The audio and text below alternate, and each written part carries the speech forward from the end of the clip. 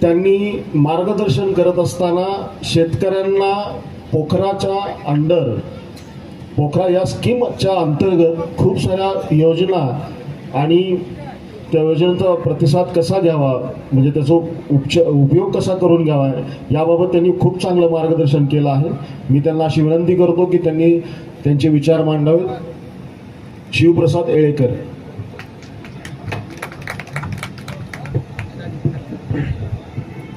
सर्वांना नमस्कार.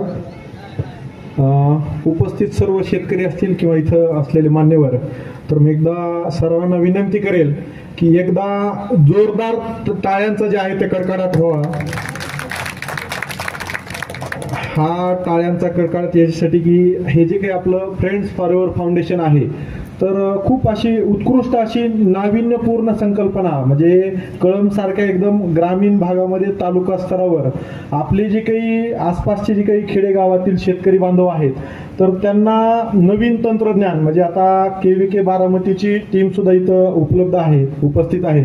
त्याचप्रमाणे आता सद्यस्थितीत शेतकऱ्यांचे जे काही शेतामध्ये पीक आहे, गहू असेल, हरभरा असेल किंवा इतर पीक आहे, तर ते काढणीचा कालावधी आहे आणि अशा कालावधीमध्ये हवामान कसं राहील त्या अनुषंगानं डग साहेब सुद्धा इथं, त्यांना सुद्धा इथं आपल्या टीमनं पाचारण केलं आणि पुढचे हवामानाचे दिवस कसे राहतील. आणि साहेबांनी खूप चांगली अशी आनंदाची बातमी आपल्याला दिलेली की 2025 मध्ये जे आपलं धनेगावचं डॅम जे आहे ते भरणार आहे, म्हणजे जेणेकरून आता जी काही ऊस लागवड मोठ्या प्रमाणामध्ये झालेली आहे, तर ते तसंच कॅरी फॉरवर्ड जो आहे तो, म्हणजे हा लागणीचा जो काही ऊस आहे तो तर तसं राहणारच आहे, पण पुढे खोडवा सुद्धा जे आहे ते आपला राहणार आहे. या अनुषंगाने शेतकऱ्यांचा जो काही उत्पादन खर्च वाढतो, म्हणजे एक वर्ष ऊस लावायचा, दुसऱ्या वर्षी लगेच मोडवायचा, तर ह्याची सुद्धा आनंदाची बातमी साहेबांनी दिली. त्यामुळे असे तज्ज्ञ मंडळी जे आहे ते या टीमनं जे आहे ते या कृषी प्रदर्शनामध्ये जे आहे ते तिथं बोलवले आणि शेतकऱ्यांना असं उपयुक्त असं मार्गदर्शन जे आहे ते आपण केलं. त्याबद्दल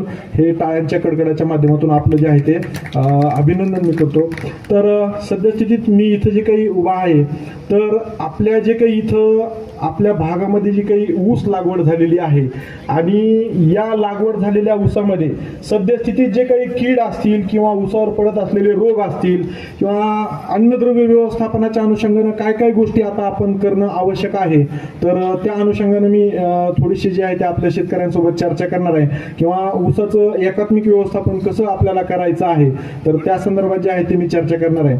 तर आता बऱ्यापैकी जे काही प्लांटेशन आपल्याकडे झालेलं आहे ते ऑगस्ट, नोव्हेंबर आणि डिसेंबरचा थोडासा, म्हणजे पहिले 2-3 आठवडे या पद्धतीने जे आहे ते आपल्याला ऊस पिकाचं जे आहे ते प्लांटेशन झालेलं आहे. म्हणजे आता सध्या आपल्या शेतामध्ये असलेला जो काही ऊस आहे तो जवळपास 2.5 ते 3 महिन्याचा ऊस जो आहे तो झालेला आहे. काही ठिकाणी आडसाली लागवड जी काही झालेली आहे, तर ते तिथं सुद्धा जवळपास 4 महिने जे आहे ते आता पूर्ण झालेले आहेत. मग अशा परिस्थितीमध्ये आपल्याला काय काय गोष्टी निदर्शनास येत आहेत, तर त्या संदर्भात मी थोडंसं दाखवेन. आत्माने तर आता बऱ्याच ठिकाणी जर शेतकऱ्यांनी आपण जर पाहिलं असेल, तर आपल्या ऊस पिकामध्ये आता बऱ्याच ठिकाणी जे आम्ही काही पाहतोय, तर पोंगेमरीचा प्रॉब्लेम जो आहे तो सध्या बऱ्यापैकी जो आहे तो निदर्शनास येतोय. मग हा पोंगेमरीचा प्रादुर्भाव कसा असतो, तर हा पोंगेमरीचा प्रादुर्भाव कशा पद्धतीनं निदर्शनास येतो त्या संदर्भात मी थोडंसं तुम्हाला दाखवेन. की आता हेच आमच्या कारखान्याच्या परिसरातील 2-3 प्लॉटमध्ये आम्ही गेलेलो, तर जवळपास 2च जे आहे ते आम्ही लाईन फिरलो, तर त्या ठिकाणी जे आहे ते पोंगेमर अशा पद्धतीने जे आहे ते आम्हाला निदर्शनास येत आहे. आता शेतकरी बांधवांनो, हा खूप महत्त्वाचा विषय आहे आपल्याकडं, आपण याच्याकडे दुर्लक्ष करतोय. आता पोंगेमर म्हणजे नक्की कशी होते पोंगेमर, बघा हे खालचे जे काही 2-3 पानं आहेत ते पूर्णपणे हिरवेगार जे आहे ते आपल्याला दिसत आहे आणि हा वाढता जो काही ऊसाचा भाग आहे तो भाग मात्र काय झालेला आहे, पूर्णपणे वाळून गेलेला आहे. हा पोंगा जो आहे तो पूर्णपणे नष्ट झालेला आहे, वाळून गेलेला आहे. ह्याला जर तुम्ही अलगद जर असं ओढून जर काढलं तर तो इझी गोईंग मध्ये जे आहे तो निघून येतो आणि हा पोंगा काढल्याच्या नंतर आतमधला भाग जर तुम्ही बघितला तर पूर्णपणे नासून गेलेला सारखा दिसतो. आणि मग आता इथं बघा, इथं आता जर पाहतील तर इथं तुम्हाला काय दिसायलेलं आहे, लहान अशी आळी दिसली नाही का? ओके. तर बऱ्याच शेतकऱ्यांना ह्या पोंगा काढल्याच्या नंतर आतमध्ये जे आहे ते आळी जी काही दिसते, बऱ्याच शेतकऱ्यांना वाटतं की ह्या आळीमुळे जे आहे ते म्हणजे हे छोटी एकदम बारीक अशी नका एवढी आळी, त्याच्यामुळे हे नुकसान झालंय असं गैरसमज शेतकऱ्यांचा होतो. तर शेतकरी बांधवांनो, हे असं नाहीये. ह्या पोंग्याला चिटकून असलेल्या बारीक बारीक ज्या आळ्या आहेत त्याच्यामुळं हे पोंगेमर होत नाहीये. तर ज्यावेळेस तुम्ही हा पूर्ण जो काही जेठा आहे पूर्ण ज्यावेळेस तुम्ही हासाडून घेता आणि तो पूर्णपणे हासाडल्याच्या नंतर आतमध्ये जर तुम्ही खालचा भाग जर तुम्ही पाहिलात तर त्याच्यामध्ये अशी एक मोठी अशी आळी आपल्याला निदर्शनास येते. तर त्या आळीमुळं, त्या आळीचं नाव आहे लवकर येणारी खोडकीड. तर या आळीचा प्रादुर्भाव आपल्या ऊस पिकामध्ये झाल्यामुळे जे आहे ते ही पोंगेमर आपल्याकडे मोठ्या प्रमाणामध्ये. मग ही आळी येते कधी? ज्यावेळेस तापमान जे आहे तर हे 36 डिग्री म्हणजे 36 डिग्री सेल्सिअस पेक्षा ज्यावेळेस तापमान वाढतं आणि हवेतली आर्द्रता जी आहे, रिलेटिव्ह ह्युमिडिटी जी आहे ही 40 असते, 40% असते, त्यावेळेस पोंगेमरीचं जे आहे ते प्रॉब्लेम आपल्याकडे मोठ्या प्रमाणावर व्हायला चालू होतो. आताही जरी तुमचा मोबाईल जर तुम्ही काढला आणि गुगलमध्ये टुडेज वेदर जर एवढं टाकलं किंवा आजचे वातावरण किंवा आजचे तापमान एवढं जरी तुम्ही तुमच्या मोबाईलमध्ये जर टाकलं तर तिथं सर्व जे आहे ते हिस्ट्री तिथं सगळी जी आहे तिथे तुम्हाला निदर्शनास येईल की आत्ताचं म्हणजे हवेचा वेग काय आहे, त्याच्यानंतर तापमान जे आहे ते आपलं इथलं किती आहे आणि रिलेटिव्ह ह्युमिडिटी किती आहे. तर या आधारे सुद्धा आपल्याला लक्षात येईल की आता आपल्या इकडे जे काही मोठ्या प्रमाणामध्ये पोंगेमर जी काही व्हायलेली आहे ते मागच्या 2-3 आठवड्यापासून जे काही वाढतं जे काही तापमान आहे तर त्याचा हा जो आहे तो परिणाम आहे. तर याच्यामध्ये काय होतं, जसं आपल्या माणसांमध्ये नर आणि मादीचं मिलन झाल्याच्या नंतर पुढे जे आहे ते पुढची संतती जन्माला येते, तसंच ह्या कीटकांमध्ये सुद्धा असतं. कीटकांमध्ये सुद्धा त्यांना आपण शुद्ध मराठी भाषेमध्ये पतंग असं म्हणतो किंवा फुलपाखरं आपण म्हणतो. तर ह्याच्यामध्ये वेगवेगळ्या किडीचे वेगवेगळे पतंग असतात. तर त्याच्यामध्ये सुद्धा नर आणि मादी असा प्रकार असतो. मग ह्या नर आणि मादी हे ह्यांचं मिलन झाल्याच्या नंतर मादी जी आहे ती मादी आपल्या या पानांवर जे आहे म्हणजे इथं कुठेही जे आहे ते तिथं ती अंडी देते. मग आता जी काही हे पोंगेमर करणारी जी आळी आहे तर तिची मादी एका वेळेला जे आहे ते किमान 400 जे आहे ते अंडी तिथं पुंजक्यामध्ये देते. एवढी मोठी कॅपॅसिटी तिची आहे. आणि मग अशा पद्धतीनं ह्या पतंगानं त्या मादी पतंगाने तिथं अंडी दिल्याच्या नंतर त्या अंड्यातून जी आहे ती निघालेली बारीक आळी जी आहे ही जमिनीकडे जाते आणि जमिनीकडे जाऊन जमिनीतून खाली जे आहे ते आपला जो काही ऊसाचा जो काही हा पोंगा आहे इथं जर आपण बघितलं तर इथं आता मी हे दाखवेन नंतर सगळ्यांना, तर इथं छिद्र पडलेलं आहे बघा. तर आतमध्ये खाली खोडाच्या भागेला तिथं छिद्र करते आणि ते आतमध्ये जाते आणि आतमध्ये जे आहे ते ह्या खोडालगतचा सगळा गाभा जे आहे ना म्हणजे ह्या झाडाचं धमन्या आणि शिरा आपण त्याला आमच्या इंग्लिशमध्ये झायलम आणि फ्लोएम म्हणतो. जसं आपल्या शरीरामध्ये रक्त वाहण्यासाठी धमन्या शिरा आहेत तसंच ह्याच्यामध्ये सुद्धा वनस्पतीमध्ये सुद्धा असतं. तर हे झायलम आणि फ्लोएम खायचं काम जे आहे ते आळी करते आणि हे पूर्ण आतमधला भाग खाल्ल्यामुळं ह्या पोंग्याला जे आहे ते पुढं अन्नद्रव्य मिळत नाहीत आणि त्याच्यामुळे जे आहे ते अशा प्रकारची ही पोंगेमर होते. ह्याच्याकडे जर आपण दुर्लक्ष केलं तर जवळपास आपल्या शेतामध्ये जे काही अपेक्षित जे काही ऊस तयार व्हायला पाहिजेत म्हणजे कारखान्यामध्ये जायला जेवढे काही ऊस तयार व्हायला पाहिजेत तेवढे होत नाहीत. तिथं तुटाळ मोठ्या प्रमाणामध्ये होते आणि ही तुटाळ मोठ्या प्रमाणामध्ये झाल्यामुळे जे आहे ते आपल्या शेतामध्ये जवळपास 33 ते 40% पर्यंत जे आहे ते आपलं नुकसान जे आहे ते ह्या किडीमुळे होतं. आणि म्हणून ह्या किडीचं व्यवस्थापन जे आहे ते आपण करणं अत्यंत आवश्यक आहे. मग ह्याचं कशा पद्धतीने व्यवस्थापन आपण करायचं, जर आपल्याकडं ठिबक सिंचनाची जर सोय असेल तर आपण 200 लिटरचं बॅरल घ्यायचं आणि त्याच्यामध्ये किमान 100 मिली जे आहे ते क्लोरॅन्ट्रेनिलीप्रोल नावाचा घटक आहे. हे एक कीटकनाशक आहे. मार्केटमध्ये तुम्ही त्याला कोराजन नावानं आहे, FMCचं कोराजन आहे किंवा हेलिक्युअर नावाने येतं किंवा आणखीन बरोबर सिटिजन नावाने येतं, सेंजी नावाने येतं UPL कंपनीचं. तर यापैकी कुठल्याही कंपनीचं हे क्लोरॅन्ट्रेनिलीप्रोल हे जर कीटकनाशक तुम्ही घेतलं 100 मिली घेऊन तुम्ही जर त्या 200 लिटर पाण्यामध्ये ते व्यवस्थित कालवलं आणि हे जर ड्रीप वॉटर जर आपण सोडलं तर निश्चित हे कीटकनाशक हे आंतरप्रवाही असल्यामुळं तो जो काही तिथं जे काही आपण यापूर्वी पाणी दिलेलं आहे त्याच्यानंतर हे कीटकनाशक तिथं गेलेलं आहे तर हे कीटकनाशक मुळांच्या द्वारे जे आहे ते शोषून घेतलं जातं. पूर्ण झाड हे विषारी होतं आणि हे झाड विषारी झाल्यामुळं जरी तिथं म्हणजे अंडी दिली असतील, अंड्यातून निघाली आळी जरी असेल, इनिशियल स्टेजला त्यानं थोड्याफार प्रमाणामध्ये तो जर भाग खाल्ला तर बरोबर तिला जो आहे तो तिचा मेंदूचा पॅरालिसिस होतो आणि नंतर स्टार्वेशन जे आहे ती आळी तिथं मरून जाते. तर अशा पद्धतीने आपण ज्या ज्या शेतकऱ्यांकडे ठिबक आहे तर ठिबकच्या माध्यमातून आपण या कीटकनाशकाची आळवणी करू शकतो आणि त्या माध्यमातून ह्या किडीचं व्यवस्थापन आपण करू शकतो. दुसरा विषय, ज्या शेतकऱ्यांना फवारणी करायची आहे तर फवारणीच्या माध्यमातून सुद्धा आपण या किडीचा बंदोबस्त करू शकतो. एक 15 लिटरच्या पंपामध्ये 8 मिली जर आपण कोराजन म्हणजे क्लोरॅन्ट्रिप्रोल हा जर घटक घेतला आणि त्याची जर फवारणी आपण केली तर निश्चित ह्या किडीचा जो आहे तो तिथं बंदोबस्त आपण करू शकतो. त्यानंतर आपण खतामध्ये सुद्धा जे आहे ते दाणेदार कीटकनाशक आता उपलब्ध झालेले आहेत. तुम्ही जर आता मोठी बांधणी बऱ्यापैकी आता शेतकरी करत आहेत आणि मोठी बांधणी करण्यापूर्वी जे काही आपण आपला ठरलेला जो काही डोस आहे तो जर तुम्ही डोस खताचा देणार असाल, पेरून देणार असाल तर या खतामध्ये आपण किमान जे आहे ते 6 किलो ह्याच क्लोरॅन्ट्रिप्रोलचा 0.4% जो ग्रॅन्युलर स्वरूपातला म्हणजे हा मॉलिक्यूल भेटतो. तर मार्केटमध्ये विस्तारा नावानं किंवा फर्टेरा नावानं हा वेगवेगळ्या कंपनीचं जे आहे ते हे कीटकनाशक भेटतं. तर किमान 6 किलो जर आपण 1 एकर क्षेत्रासाठी जो काही आपला खताचा डोस आहे त्या खतामध्ये जर टाकला आणि हे जर पेरून दिलं तर निश्चित त्या माध्यमातून सुद्धा जे आहे ते ह्या किडीचा जो आहे तो बंदोबस्त आपण करू शकतो. आता दुसरा विषय महत्वाचा, आता पानं वाळलेले आहेत पण आपण जर व्यवस्थितरित्या जर पाहिलं तर बऱ्याच ठिकाणी असं झालेलं आहे की हे पानं जे आहेत ते ऊसाचे असे खालचे जे आहे ते असे एकमेकाला जवळ यायला चालू झालेले आहेत आणि आपण जर इकडे जर बघितलं तर कडा जे आहे ते पिवळसर आतमधल्या व्हायला जे आहे ते सुरुवात झालेली आहे. हे बऱ्याच ठिकाणी हा प्रॉब्लेम मेजर आहे. मग हा प्रॉब्लेम कुठं दिसतोय? ज्या ठिकाणी पाण्याची पाळी जी आहे ते त्या शेतकऱ्याची चुकलेली आहे किंवा पाणी कमी पडलेलं आहे. पण सगळ्यात महत्वाचं लक्षात घ्या, जिथं पाणी कमी पडलेलं आहे तिथलं मोठ्या प्रमाणामध्ये आधी जे आहे ते वरून जे आहे ते पानं वाळायला चालू झालेले आहेत आणि ज्या ठिकाणी अन्नद्रव्याची कमतरता आहे त्या ठिकाणी मात्र जसं मी आता सांगितलं दोन्ही कडाकडून जे आहे ते आतमध्ये भाग जो आहे तो पिवळा पडायला जो आहे तो सुरुवात झालेली आहे. तर हे कशामुळे होत आहे? तर हे होत आहे पालाश नावाचं जे काही खत म्हणजे पोटॅश जे काही आपण म्हणतोय तर त्याची अन्नद्रव्याची कमतरता असल्यामुळे जे आहे ते हे प्रॉब्लेम येत आहेत.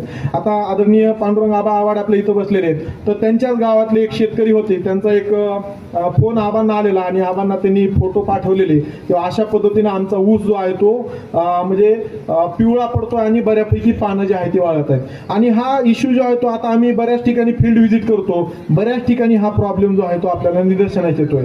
तर ह्याचं प्रमुख कारण काय मी तुम्हाला सांगेन शेतकरी बांधवांनो, की ज्यावेळेस आपण आपल्या पिकाचं कुठल्याही पिकाचं अन्नद्रव्य व्यवस्थापन म्हणजे खत ज्यावेळेस व्यवस्थापन आपण करत असतो त्यावेळेस आपण मार्केटमधून जे काही खरेदी करतोय तर त्या खतावर काय म्हणजे त्या बॅगवर लिहिलेलं आहे त्याचा थोडासा अभ्यास करणं गरजेचं आहे. मी हे तुम्हाला का सांगतोय तर ज्यावेळेस आबांनी त्या शेतकऱ्यांच्या प्लॉटवर आम्हाला जायला सांगितलं, आम्ही त्या प्लॉटवर व्हिजिट दिली आणि त्या शेतकरी महोदयांसोबत चर्चा केली तर त्यांनी आम्हाला सांगितलं की म्हणजे त्यांना आम्ही विचारलं की तुम्ही कुठलं खत त्या पिकाला दिलेलं आहे तर त्याच्यामध्ये आपला जो काही ठरलेला डोस आहे म्हणजे युरियाचे 2 पोते असतील, त्याच्यानंतर त्यांनी आपले DAP म्हणजे 1846 जे काय आपण म्हणतो त्याचं 1 पोतं, ह्या सगळ्या गोष्टी ज्या आहेत ते तिथं दिलेल्या होत्या. मात्र पालाश म्हणजे पोटॅश देण्याच्या अनुषंगाने त्यांना विचारलं की तुम्ही काय दिलं तर त्यांनी पीडीएम पोटॅश नावाचं खत जे आहे ते तिथं त्यांनी दिलेलं त्यांनी सांगितलं. मग लक्षात घ्या आणि त्यांनी किती बॅग टाकले असं त्यांना विचारलं त्यावेळेस त्यांनी एकच बॅग जी आहे ते 50 किलोची टाकल्याचं त्यांनी सांगितलं. शेतकऱ्यांनो लक्षात घ्या, आताही तुम्ही जर मार्केटमध्ये गेलात किंवा तुम्ही जर पीडीएम पोटॅश जर वापरत असाल तर त्याचं पोतं काढून बघा आणि त्याच्यामध्ये पोटॅशचं म्हणजे पालाशचं प्रमाण किती आहे हे जर तुम्ही पाहिलं तर तुमच्या लक्षात येईल 50 किलोच्या त्या बॅगवर तिथं जे लिहिलेलं असतं ते 14% पोटॅश K2O स्वरूपात जे आहे ते तिथं लिहिलेलं असतं. आणि आपण जे काही पारंपरिक जो काही रासायनिक पोटॅश आणतो म्युरेट ऑफ पोटॅश आपण त्याला म्हणतो ते जर तुम्ही जर बॅग पाहिली तर त्याच्यावर जे आहे ते पोटॅशचं प्रमाण जे आहे ते 60% म्हणजे तिथं दिलेलं असतं. मग याचा अर्थ काय होतो, ज्यावेळेस आपण पोटॅशचे 2 पोते आपल्या शेतामध्ये टाकतो 50-50 किलोच्या 2 बॅग ज्यावेळेस आपल्या शेतामध्ये टाकतो त्यावेळेस 100 किलो तिथं ते बॅग टाकल्याच्या नंतर तिथं काय होतं, 60 किलो जे आहे ते तिथं आपल्या पोटॅश शेतामध्ये जातं. मात्र हे पीडीएम पोटॅश जे काही आपण म्हणतोय मार्केटमध्ये आता सध्या गोळी स्वरूपात जे काही भेटतंय, तर ते पोटॅशच्या 2 बॅग टाकल्याच्या नंतर अवघं 14 किलो म्हणजे 14.5 किलो जे आहे ते तिथं पोटॅश आपल्या पिकाला भेटायला आहे. म्हणजे हे तुम्हाला एवढं सांगतोय का की खत टाकत असताना तुम्हाला पीडीएम पोटॅश टाकायचं असेल, गोळी स्वरूपातलं मार्केटमध्ये भेटतं ते तुम्ही टाका, अवश्य टाका. पण त्या पिकाची जी काही आवश्यकता जेवढी आहे तेवढ्या प्रमाणामध्ये ते गेलं पाहिजे. मग हे करत असताना थोडासा आपण विचार केला पाहिजे आर्थिक गोष्टींचा सुद्धा. तर आता जे काही पीडीएम पोटॅश आपल्याला भेटते 50 किलोची बॅग भेटते जवळपास 850 ते 850 रुपयाला भेटते. आणि आपण जे काही पारंपरिक पीक म्हणजे जे काही पोटॅश वापरत आलेलो आहे, म्युरेट ऑफ पोटॅश, पांढरा पोटॅश आपण त्याला म्हणतो, तर त्याची 50 किलोची बॅग 1600 ते 1700 रुपयाला भेटते. मग ह्याचा जर दोन्हीचा जर आपण विचार केला म्हणजे आपल्याला जर 2 बॅग जर आपण म्युरेट ऑफ पोटॅशचे जर टाकल्या तर त्याचा खर्च होतो 1700 गुणिले 2 असं जर केलं तर 3400 रुपये होतो. मग हे 60 किलो जर पोटॅश आपल्या जमिनीमध्ये जर टाकायचं असेल तर इकडं 3400 रुपये खर्च होतो म्युरेट ऑफ पोटॅशचा. आणि पीडीएम पोटॅश जर आपल्याला टाकायचं असेल तर किमान 5 बॅग आपल्याला टाकावं लागतात. मग 800 जरी रुपयाला जर आपण बॅग घेतली तर त्याचा बघा तुम्ही गणित किती होतं, 8×5 = 40, 8×2 = 16, हो, तर 8×45 म्हणजे जवळपास 4000 रुपये जे आहे ते आपल्या ह्याच्यामध्ये जे आहे ते खर्च होतात. मी हे तुम्हाला सगळं एवढं विस्कटून का सांगितलं तर आत्ता जे काही आपली खताची टाकायची चुकीची पद्धत त्याच्यामुळं आपल्या पिकावर सुद्धा त्याचा परिणाम होतोय आणि आपले पैसे सुद्धा जास्तीचे जे आहेत ते त्याच्यामध्ये जात आहेत. त्याच्यामुळं शक्यतो शेतकरी बांधवांना विनंती राहील की एकतर तुम्ही जे काही पोटॅश पाला जे काही आपल्या पिकाला द्यायचं तर ते म्युरेट ऑफ पोटॅश स्वरूपात द्या. किंवा आता आपल्या सर्वांचं भाग्य आहे की आदरणीय चेअरमन साहेब, आमच्या नॅचरल शुगरचे चेअरमन आदरणीय बी ठोंबरे साहेबांनी आपल्या भागातील शेतकऱ्यांसाठी पीडीएम पोटॅश जे आहे ते उपलब्ध करून दिलेलं आहे. फक्त त्याचा प्रॉब्लेम एवढाच आहे की ते गोळी स्वरूपात जे आहे ते आम्ही आणखी नाही तयार केलेलं नाही आहे, कारण की त्याला थोडेसे अडचणी आहेत. काय होतं, आता आपल्याकडे जे काही उपलब्ध असलेलं पोटॅश आहे त्याचं आम्ही जे आहे ते NABL ॲक्रेडिटेड लॅबच्या माध्यमातून त्याचं जे आहे ते अनालिसिस केलेलं आहे. त्याच्यामध्ये 19% कमीत कमी आणि 22% K2O स्वरूपामध्ये पोटॅश आहे. तर ह्याची जर गोळी तयार करायची म्हटलं तर त्याच्यासोबत फिलर मटेरियल म्हणजे बाइंडिंग मटेरियल आपल्याला कर्नाटकातून जे आहे ते फरशीची म्हणजे माती जी आहे ते आपल्याला ती वापरते, आपण त्याला बेंटोनाइट म्हणतो. मग हे जर बेंटोनाइट जर आपण वापरलं तर त्याच्यामध्ये त्या गोळी तयार झाल्याच्या नंतर त्याच्यात जे काही अपेक्षित प्रमाण असायला पाहिजे तेवढं ते भेटत नाही. त्याच्यामुळं मी शेतकऱ्यांना एक विनंती करेन की तुम्हाला जर स्वस्तातलं पोटॅश जर टाकायचं असेल आणि पीडीएम पोटॅशच जर टाकायचं असेल तर आपण नॅचरल शुगरच्या तिथं उत्पादित असलेलं पीडीएम पोटॅश तुम्ही वापरू शकता. त्याचा खर्च जो आहे तो अवघा 2 रुपये किलो आहे. म्हणजे मार्केटमध्ये उपलब्ध असलेलं पोटॅश जर तुम्ही पाहिलं तर किमान तिथं जे आहे ते 16 रुपये प्रति किलो याप्रमाणे पडतं. मात्र कारखान्यामध्ये उत्पादित असलेलं पोटॅश त्याचा खर्च फक्त 2 रुपये किलो आहे. ते जर तुम्ही एकरी 200 किलो जर टाकलं तर निश्चित तुमच्या पिकाची जी आहे ते अन्नद्रव्याची जिथं जे आहे ते पूर्णपणे तिथं त्या पिकाला तिथं भेटणार आहे. दुसरा विषय आणखीन मी ह्याच्यामध्ये थोडासा सांगेन की आता बऱ्याच ठिकाणी ऊस तुटलेला आहे आणि शेतामध्ये खोडवा आहे. आता हे पानं वाढलेले आहेत, मात्र हे पानं जर तुम्ही व्यवस्थित निरीक्षण जर हे केले तर लक्षात घ्या इथं ग्रीनरी अजिबात कुठंच दिसत नाहीये. बघा नंतर जवळून पान तुम्ही पहा, बऱ्याच ठिकाणी गावाच्या लगत असलेल्या शेतामधला किंवा चुनखडीच्या शेतावरचा किंवा जिथं जिथं पांढरी जमीन आहे त्या पांढऱ्या जमिनीवरचा आता उगवून आलेला खोडवा जो आहे तो अशा प्रकारचा पिवळा झालेला आहे. आता हे जे आम्ही आणलेलं आहे ते कुठलं आहे तर रांजणी गावातलं जवळचं जे एक प्लॉट आहे त्या गावाला चिटकूनच आहे. तर त्या ठिकाणच्या पांढऱ्या जमिनीवरचा हा ऊस आणलेला आहे. तर पांढऱ्याच जमिनीवर आपला फुटून आलेला खोडवा किंवा उगवून आलेला ऊस पिवळा का पडतो त्याचं प्रमुख कारण मी तुम्हाला सांगेन की ह्या पांढऱ्या जमिनीमध्ये किंवा चुनखडीयुक्त जमिनीमध्ये मुक्त चुन्याचं प्रमाण हे 5% पेक्षा जास्त असतं. आणि म्हणून ज्या ठिकाणी मुक्त चुन्याचं प्रमाण हे 5% पेक्षा जास्त असतं अशा ठिकाणी सूक्ष्म अन्नद्रव्य मग ते आहे झिंक आणि दुसरं आहे लोह, ह्या दोन्हींचा जो आहे तो अपटेक जो आहे तो तिथं वर म्हणजे त्या पिकाला ग्रहण करायला जे आहे ते तिथं अडचणी निर्माण होतात, तिथं अडथळे निर्माण होतात। आणि मग हे दोन अन्नद्रव्य जर तिथं ग्रहण व्यवस्थितरित्या झाड करू शकलं नाही तर त्या ठिकाणी जे आहे ते तिथं नत्राचं मोबिलायझेशन होत नाही किंवा नत्र तिथं जे आहे ते तिथं व्यवस्थित त्या झाडाची चयापचय क्रियेमध्ये सहभागी होऊ शकत नाही आणि त्याच्यामुळं नत्राची कमतरता निर्माण झाल्यामुळं हा सगळा जो आहे तो पिवळसरपणा तिथं येतो, तिथं ग्रीनरी राहत नाही, तिथं क्लोरोफिल म्हणजे हरित द्रव्य जे आहे ते तिथं तयार होत नाही। आणि मग अशा ठिकाणी आपण काय करायला पाहिजे तर नत्राचं व्यवस्थित वहन होण्याच्या अनुषंगानं तिथं आपण त्या पिकाला जे आहे ते सूक्ष्म अन्नद्रव्य जे आहे ते तिथं देणं आवश्यक आहे। मग हे सूक्ष्म अन्नद्रव्य कशा पद्धतीनं तर दोन पद्धतीनं आपण जे आहे ते तिथं देऊ शकतो। एक आहे महाराष्ट्र ग्रेड 2 नावाचं लिक्विड किंवा पावडर स्वरूपातलं खत आता बऱ्याचशा कंपन्यांनी जे आहे ते उपलब्ध करून दिलेलं आहे। आपल्या इकडे बऱ्यापैकी आता वसंतदादा शुगर इन्स्टिट्यूट पुणे यांच्या माध्यमातून सुद्धा शेतकऱ्यांसाठी अत्यंत कमी दरात म्हणजे 250 रुपये प्रति लिटर या प्रमाणे जे आहे ते हे सूक्ष्म अन्नद्रव्य उपलब्ध करून देण्यात आलेलं आहे। आणि नॅचरल शुगरच्या नॅचरल बाजारमध्ये हे शेतकऱ्यांना आताच मी आदरणीय लोंढे साहेब जे आहेत डॉक्टर साहेब तर त्यांनी काल मला वाटतं पुण्यावरून जे आहे ते हे अशा प्रकारच्या बॉटल्स जे आहेत ते त्यांच्या शेतीमध्ये वापरण्यासाठी त्यांनी घेऊन आलेले आहेत। तर आत्ता जे काही आपण मार्केटमध्ये जे काही सूक्ष्म अन्नद्रव्याच्या बॉटल्स घेतो तर त्याची किंमत कमीत कमी जे आहे ते अर्ध्या लिटरची आहे 500 रुपये।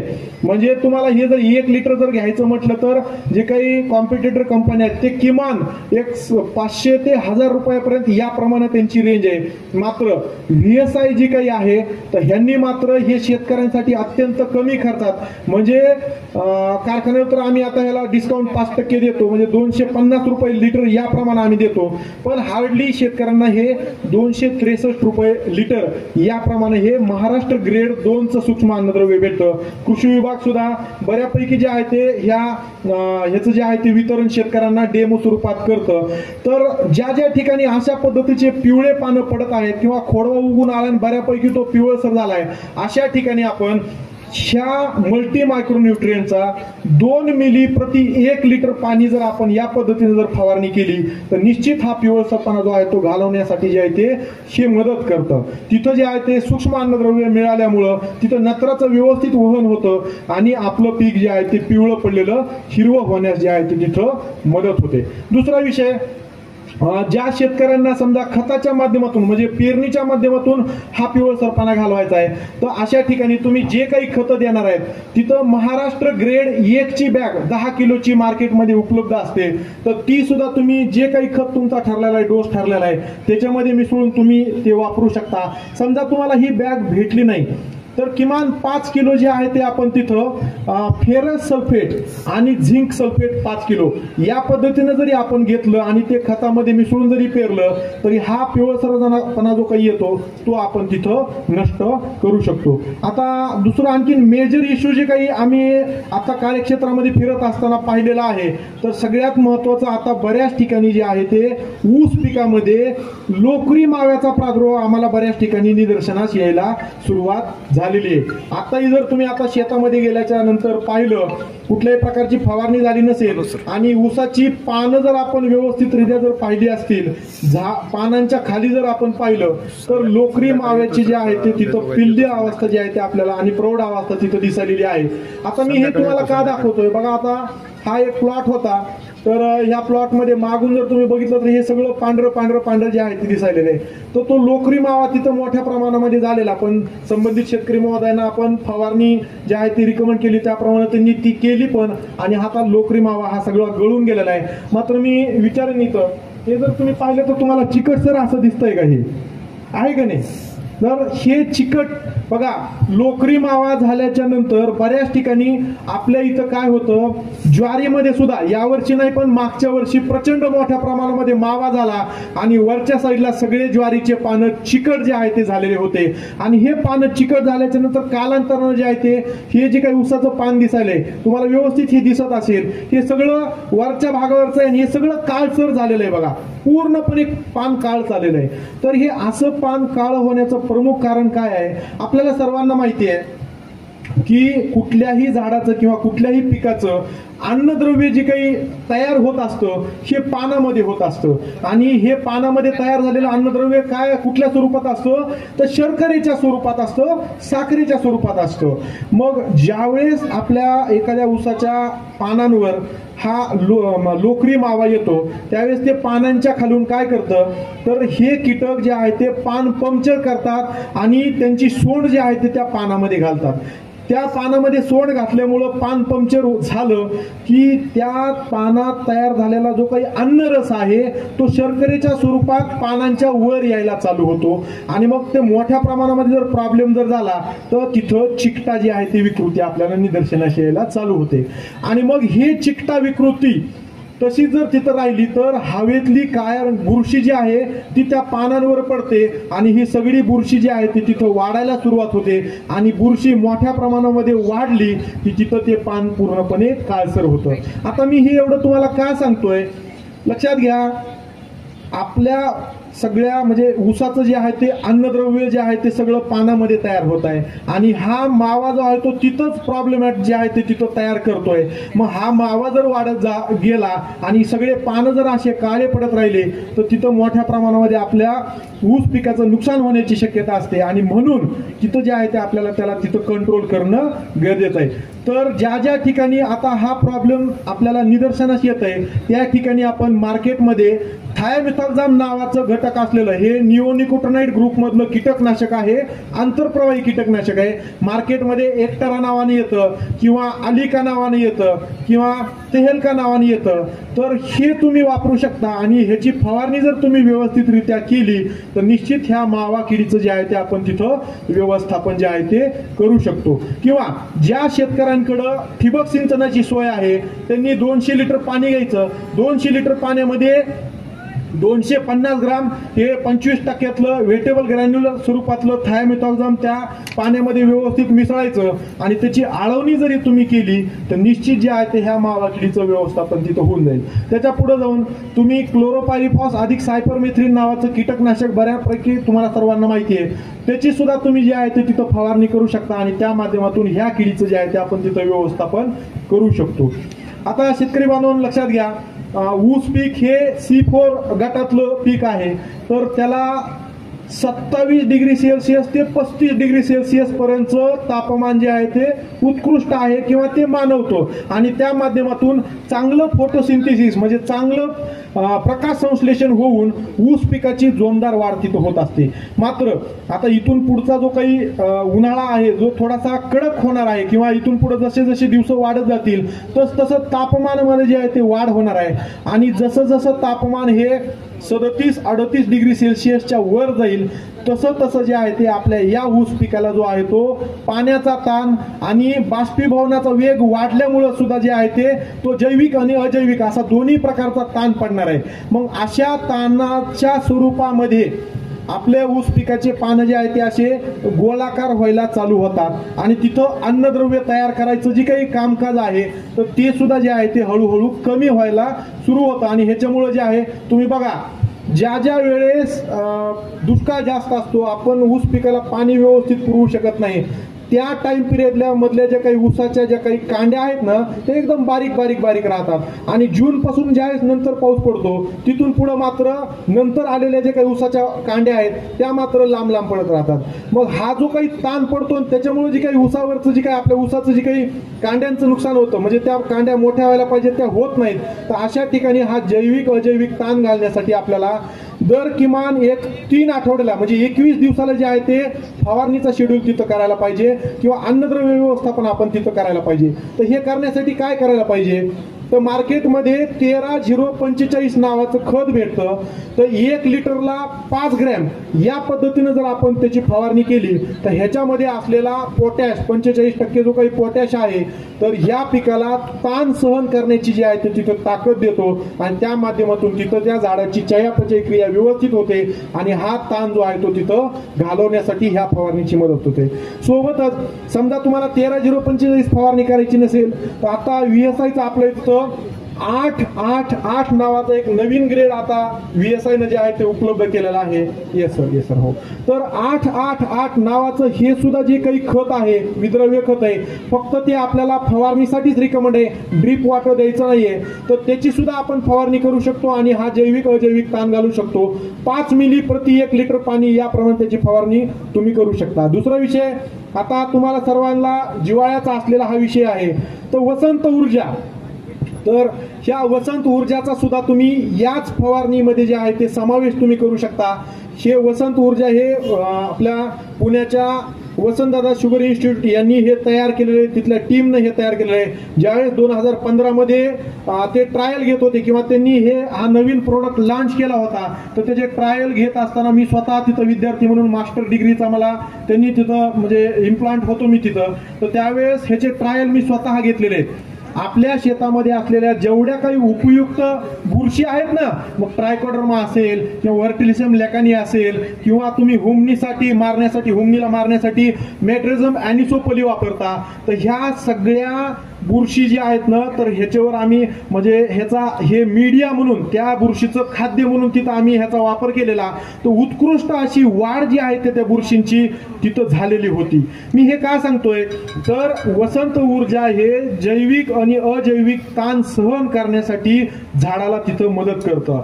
हे खेकडे असतील किंवा समुद्री झिंगे असतील, तर त्यांचं जे काही वरचं कठीण आवरण आहे ना, तर त्याच्यापासून हे तयार केलेलं आहे.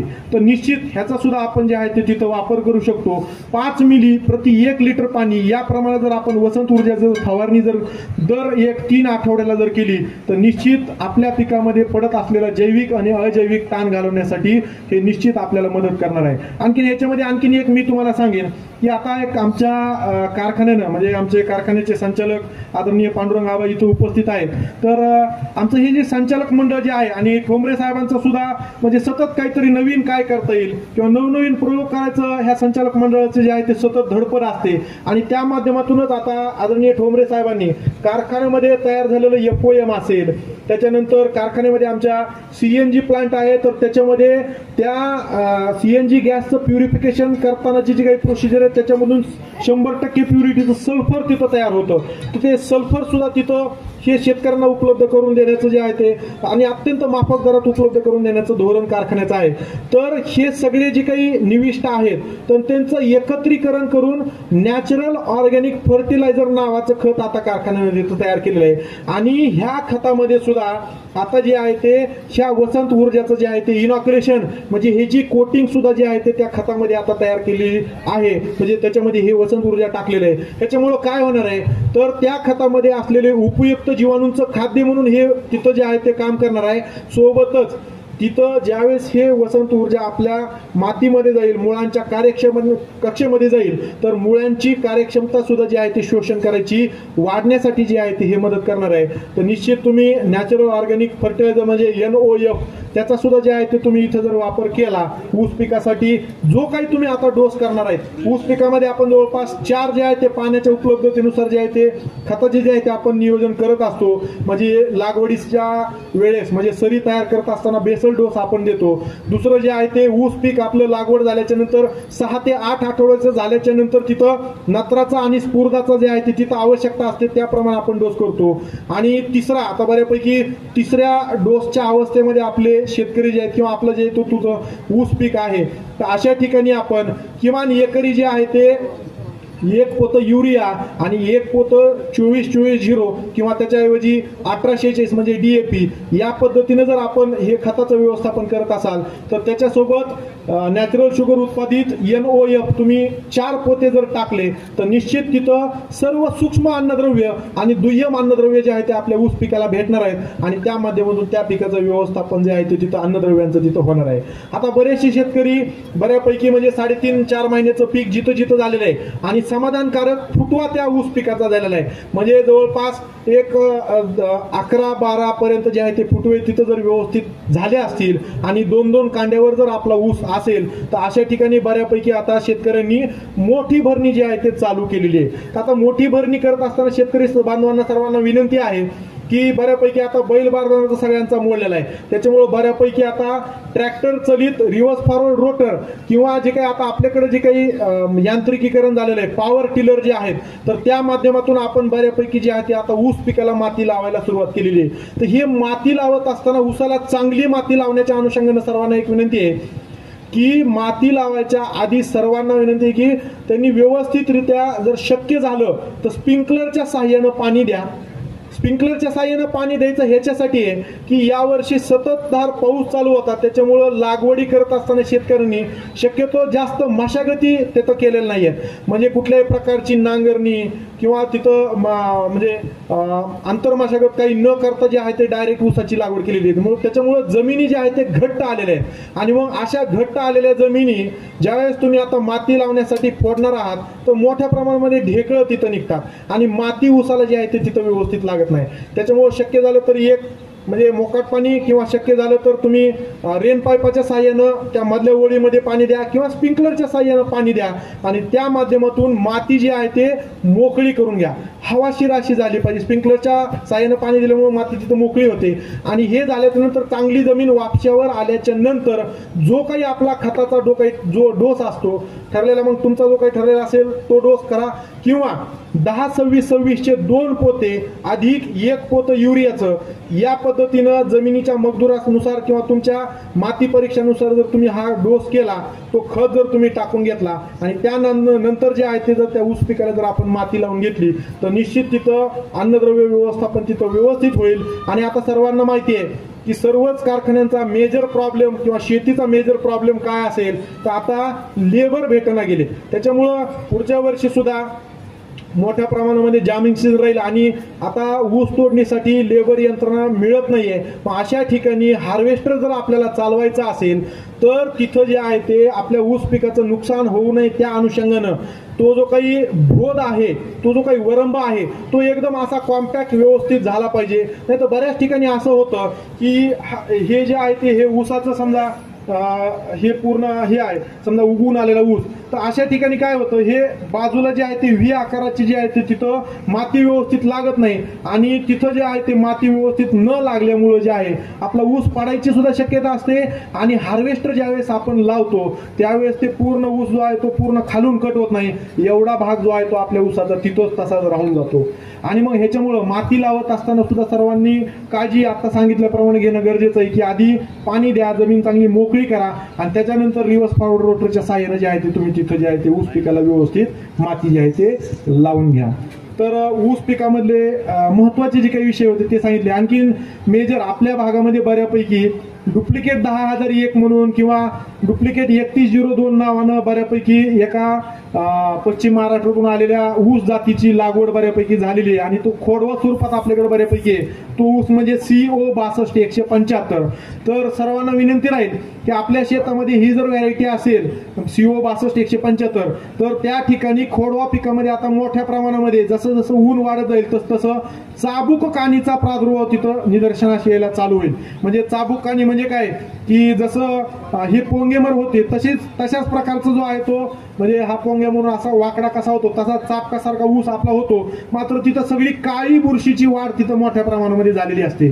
तर अशा ठिकाणी सर्व शेतकऱ्यांना विनंती राहील की ते तसे बाधित झालेले बेट पूर्णपणे व्यवस्थित प्लास्टिकच्या पिशवीमध्ये कट करून घ्या आणि ते शेताबाहेर नेऊन जाळा आणि ती जे काही बुचडी आहे जमिनीखाली जो काही भाग आहे तो सुद्धा शक्य जर झालं तुम्हाला तर ते काढून नष्ट करून टाका किंवा तिथं कार्बेडिझम नावाचं जे काही बुरशीनाशक आहे तर त्याची व्यवस्थितरित्या तिथं जे आहे ते फवारणी करा. ते तुम्हाला काय सांगतोय की हे जे काही कानीचे जे काही स्पोर्स आहेत ते जे बीजाणू जे आहेत तर ते हवेच्या माध्यमातून 2-2 किलोमीटर पर्यंत प्रसार त्याचा होऊ शकतो आणि चांगल्या जे काही आपल्याकडे ऊस जाती आहेत तर त्यांचं सुद्धा इथं नुकसान होऊ शकतं. त्याच्यामुळे ही काळजी आपण घेणं गरजेचं आहे. इथं एक प्रगतीशील शेतकरी टेळे साहेब आहेत तर त्यांच्याच एका शेजाऱ्याचं जे ते हा 62-175 तिथं प्रचंड मोठ्या प्रमाणामध्ये गवताळ वाढीचा प्रॉब्लेम झालेला आणि तीच गवताळ वाढ जी आहे ते इकडं चांगल्या आता जी काही आपल्याकडं प्रॉमिनंट व्हरायटी आलेली आहे फुले ऊस 15-012 तर त्या रोप लागवडीमध्ये ही गवताळ वाढ निदर्शनास आली. त्याचं प्रमुख कारण जर काय असेल तर ह्या 62-175 ऊसामध्ये आलेला जो काही रोग आहे ना तर ते किडींच्या माध्यमातून तो रोग जो आहे तो इकडं चांगल्या व्हरायटीमध्ये आलेला. त्याच्यामुळे आपल्याला जर पुढे ऊस पीक जर सस्टेन ठेवायचं असेल, शाश्वत ठेवायचं असेल आणि कमी फवारण्यामध्ये कमी खर्चामध्ये जर आपल्याला ऊस पीक घ्यायचं असेल तर अशा प्रकारचे जे काही रोग आहेत तर ते जर आपल्या फील्डमध्ये शेतामध्ये जर निदर्शनास येत असतील तर वेळीच ते काढून जे आहे ते त्या बुचड्या जे आहेत ते ऊसाच्या काढून नष्ट करणं गरजेचं आहे, जाळून टाकणं गरजेचं आहे. अशा उपाययोजना ते सद्यस्थितीत आपण करणं गरजेचं आहे. तर माझे जे काही महत्त्वाचे विषय आहेत ते मी तुम्हाला सांगितलेले आहेत. आमच्या नॅचरल शुगरचा इथं स्टॉल आहे 66 क्रमांकाचा. तर तिथं नॅचरल शुगरमध्ये म्हणजे आमच्या संचालक मंडळ आणि बीबी ठोंबरे साहेबांच्या माध्यमातून जे काही अत्यंत माफक दरात जे काही निविष्ठा कारखान्यावर उपलब्ध आहेत तर ते सगळं तिथं आपण ठेवलेलं आहे. तर हे सेशन झाल्यानंतर आपला इथला कार्यक्रम झाल्याच्या नंतर निश्चित सर्वांना विनंती राहील की आपण तिथं जावं, अवश्य तिथं भेट द्यावी आणि ज्या ज्या निविष्ठा तुम्हाला आवश्यक आहेत तर त्याचं जे आहे ते तुम्ही त्याचा अवलंब करावा. आयोजकांनी मला इथं बोलण्याची संधी दिली आणि उत्कृष्ट असा हा शेतकऱ्यांसाठीचा कार्यक्रम आपण आयोजित केला त्याबद्दल मी आपले आभार मानतो आणि सर्वांनी व्यवस्थित हे ऐकून घेतलं त्याबद्दल प्रेक्षकांचे मी आभार मानतो. धन्यवाद. धन्यवाद येळेकर साहेब. आत्ता इथं प्रात्यक्षिकासह तुम्ही मार्गदर्शन केलेलं आहे. नक्कीच 99% डोक्यात गेलेलं आहे. फक्त प्रत्यक्षात उतरायला थोडासा वेळ लागेल असं सर्व शेतकऱ्यांकडून मी ग्वाही देतो. पण ते प्रत्यक्षात उतरवायचा आम्ही 100% प्रयत्न करतो.